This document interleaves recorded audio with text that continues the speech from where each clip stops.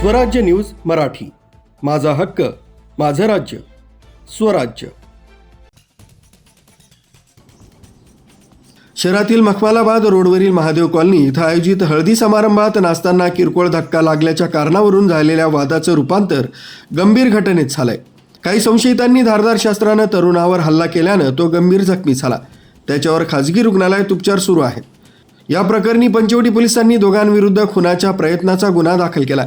अमोल धनराज कुमावत यांनी दिलेल्या तक्रारीनुसार कुमावत नगर येथील मनोहर अपार्टमेंटमध्ये मयूर कुमावत यांच्या घरी हळदीचा कार्यक्रम सुरू होता। नाचताना स्पर्श कुमावत यांचा एका अनोळखी तरुणाला धक्का लागला। यावरून त्या तरुणानं स्पर्शला शिवीगाळ करत मारहाण केली।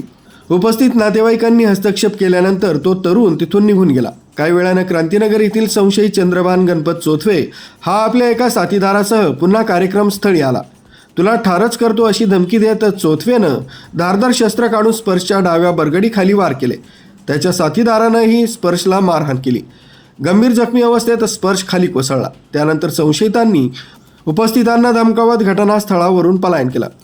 स्पर्शाला तात्काळ शासकीय जिल्हा रुग्णालयात दाखल करण्यात आले।